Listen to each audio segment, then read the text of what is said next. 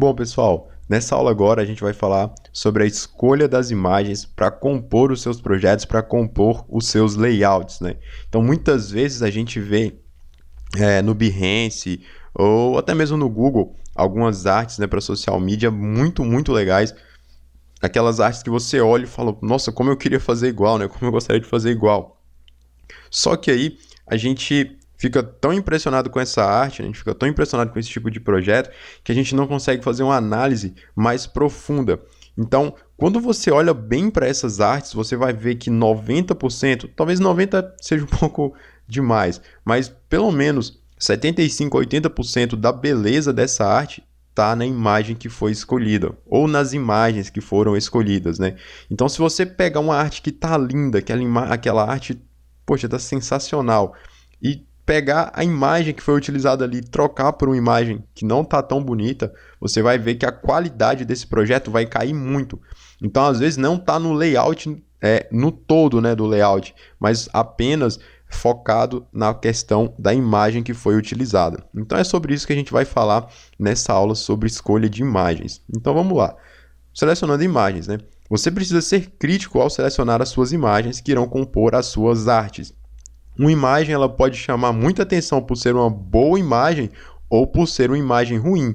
Então, pessoal, como eu falei, a gente vê uma arte ali toda linda, né? A gente fica, poxa, com aquela sensação de, caramba, eu queria fazer igual e tal. Mas aí, uma mesma arte com uma imagem muito, vamos dizer assim, muito ruim, ela também vai chamar atenção. Então não é só a arte bonita, não é só a imagem bonita que chama atenção. Às vezes o que chama atenção é o fato da imagem ser muito feia, o fato da imagem ser muito ruim.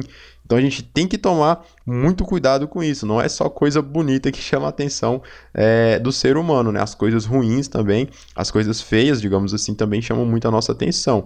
E, poxa, pra gente que é designer, para nós que somos designers, e para o cliente que você está desenvolvendo esse tipo de projeto, se acontecer um caso onde a atenção foi porque o projeto estava ruim, a imagem estava ruim, isso é muito constrangedor, é muito chato, então vamos evitar isso. E mais uma vez, seja crítico ao selecionar as suas imagens. Então, olha um exemplo bem prático aqui agora. Ó. Aquela mesma arte, a mesma coisa, porém com outra imagem. Então, olha o que a gente tem. A mesma arte, os mesmos textos, a mesma diagramação, a mesma composição, porém com imagem que não é tão legal. Então, a gente que trabalha com design, pessoal, com design, a gente enfrenta alguns problemas do tipo, poxa, o cliente quer fazer uma arte, ou ele quer fazer uma peça para social media, porém ele quer usar as fotos que ele tirou com o celular dele. Então acontece muito disso. Eu já fiz projetos que o cliente tirava uma foto com o celular e quando eu via, olhava aquilo e falava, putz, e agora? Como é que eu vou fazer? Então é o seguinte, nesse caso eu vou passar aqui algumas dicas quando isso acontece para a gente resolver isso. Vou mostrar para vocês como é que eu fazia e dava certo, né? Então vou mostrar para vocês aqui na próxima. Então, ó, dicas sobre imagens.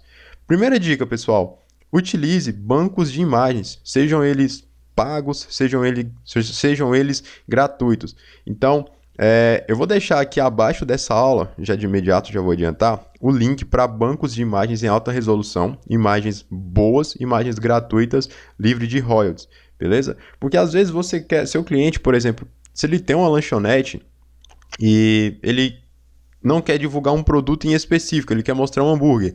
Então, às vezes, você pode encontrar um hambúrguer que seja parecido com o dele em um banco de imagens, em um desses bancos de imagens. Ah, ele quer fazer, meu cliente é um médico, ele quer fazer uma arte mostrando uma pessoa feliz, uma pessoa que está de bem com a vida. Poxa, você vai no banco de imagem e pega, ao invés de você pegar uma imagem no Google. Então, utilize os bancos de imagens, pessoal, é muito útil e vai fazer diferença nos seus trabalhos. Sem falar que você não vai estar correndo o risco de estar usando uma imagem que você não tem autorização para estar utilizando. E as imagens que você pega nesses bancos, geralmente, elas têm uma resolução muito boa. E as do Google nem sempre, né? A gente sabe que as imagens que a gente pega lá nem sempre são tão legais assim, beleza? Dê preferência às imagens de alta resolução. Eu digo isso por quê? Porque às vezes você acha uma imagem bonita, né? Uma imagem legal, mas ela tá bonita em um determinado tamanho. Quando você joga no Photoshop e aumenta, né, a escala dela, ela fica toda estourada. Então ela fica toda pixelada, toda quadriculada. Então dê preferências a imagens de alta resolução. Veja com seu cliente também se há a possibilidade do cliente enviar uma boa foto do produto. Porque, como eu falei, tem casos que o cliente ele quer que seja utilizada a imagem que ele tem. Então, poxa, eu quero utilizar a imagem que você tem. Eu quero utilizar a imagem que eu tenho, perdão, que o cliente diz, né? Poxa, eu quero utilizar a imagem que eu tenho aqui do meu produto. Mas aí, pessoal, tem que ver se a imagem realmente é boa e conversar com ele, olha, eu sei que você quer utilizar a imagem do seu produto, mas a imagem não tá legal. Tem condições de você tirar uma foto melhor? Ou seja, um celular que seja melhor? No meu caso, eu trabalhei. Um dos primeiros trabalhos que eu fiz para social media era para uma loja que vendia artigos para celular, capinhas, acessórios, enfim. Então a dona dessa loja ela tinha um celular muito bom na época. Na época, acho que foi o iPhone no início, que acho que quando lançaram o iPhone 6. Eu acredito que sim, 6 ou 5S, não lembro. Mas a câmera do telefone dela era muito, muito boa. Então ela mesma tirava as fotos e ela tinha uma boa noção de fotografia. Então ela tirava as fotos e eu trabalhava com as fotos que ela tirava mesmo. Então não precisava de buscar no Google. Às vezes alguns produtos a gente buscava nos próprios sites dos fornecedores e conseguia as imagens numa resolução legal. Então fica a dica para vocês também. Se o cliente puder tirar uma boa foto do produto, show de bola. E se você tiver, que no caso é o último tópico aqui, ó. Se você tiver uma câmera boa ou um celular que tem uma câmera boa, você pode fotografar o produto também se for preciso. Então, poxa, o cliente está com uma foto ruim e você tem um celular que é bom. Veja se há a possibilidade de você ir até o local e tirar uma foto do produto. Que você, quando você fotografa o produto, você já fotografa pensando no ângulo que você vai utilizar para fazer a imagem, para fazer a sua arte. Então você já vê, se você vai ter que tirar uma foto mais de cima, mais de baixo, mais de lado, quando você fotografa, você tem essa liberdade. Mas isso não é uma regra, é só em casos mesmo que se o cliente não tiver uma boa foto, se você não encontrar essa imagem em algum banco de imagens também, então assim, aqui já é quase no extremo. Então raramente vai chegar a esse ponto, mas se chegar, você já sabe o que fazer, né? Beleza? Então, pessoal, como eu disse, o link para os bancos de imagens, os bancos de imagens que eu utilizo são gratuitos, vão estar logo aqui abaixo dessa aula. Vou deixar também o link de um banco de imagens pago, mas ele é bem baratinho, que é o Deposit Photos.